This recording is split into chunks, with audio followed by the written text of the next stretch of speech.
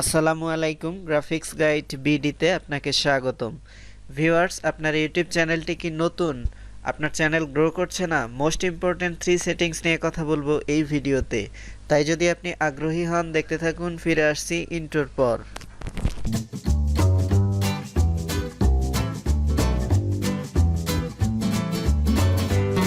সাথে থাকার জন্য অনেক ধন্যবাদ। আমি মুস্তাফিজ, একজন গ্রাফিক ডিজাইনার। শুরু করার আগে ছোট্ট একটি রিকোয়েস্ট, আপনি যদি গ্রাফিক্স গাইড বিডিকে এখনও সাবস্ক্রাইব না করে থাকেন তাহলে please click the subscribe button এবং পাশে আসা বেল বাটনটি বাজিয়ে দিন, যাতে আমি পরবর্তীতে নতুন কোনো ভিডিও আপলোড দেওয়ার সাথে সাথে প্রথমেই আপনি দেখতে পান।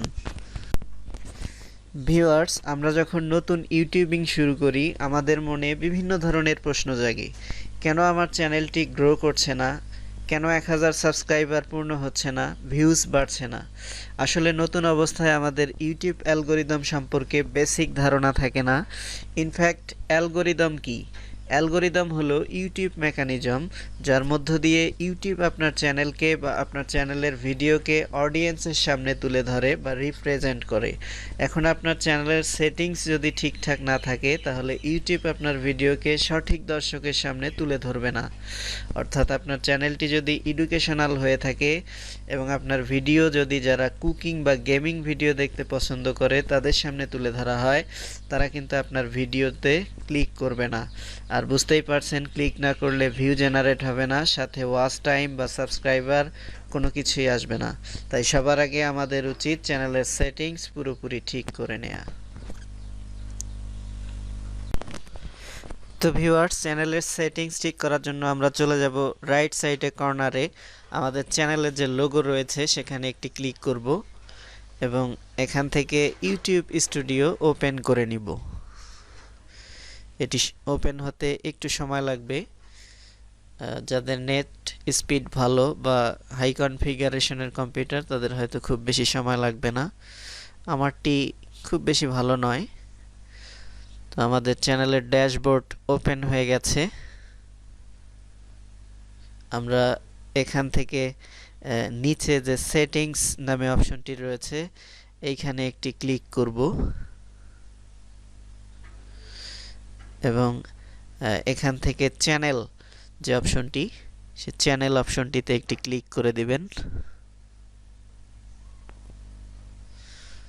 এবং বেসিক ইনফোতে নিচে কিওয়ার্ডের যে সেকশনটি রয়েছে, এখানে আমার চ্যানেলটি যেহেতু এডুকেশনাল চ্যানেল, তাই এডুকেশনকে প্রায়োরিটি দিয়ে বিভিন্ন ধরনের কিওয়ার্ড সেট করা হয়েছে। দেখতে পাচ্ছেন education, educational support, Bangla tutorial, best education tips, fibre tips and tricks, take tips এবং আমার চ্যানেলের নাম হচ্ছে গ্রাফিক্স গাইড বিডি, সেটিও আমি এখানে দিয়ে রেখেছি।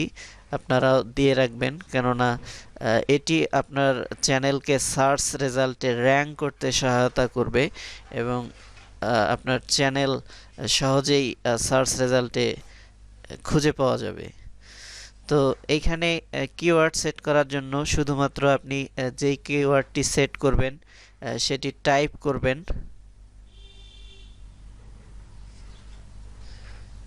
এবং এটি টাইপ করা হলে শুধুমাত্র কমা পেস্ট করলেই একটি ট্যাগ আকারে সেট হয়ে যাবে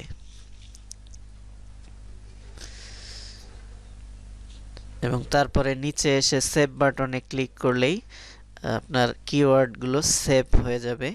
তারপরে আমরা চলে যাব অ্যাডভান্স সেটিংয়ে। অ্যাডভান্স সেটিং এ 3টা অপশন আছে।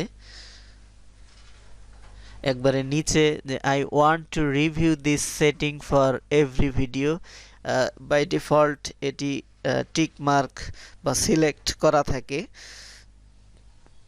তো আপনার ক্ষেত্রে যদি এটি থাকে তাহলে আপনার ভিডিও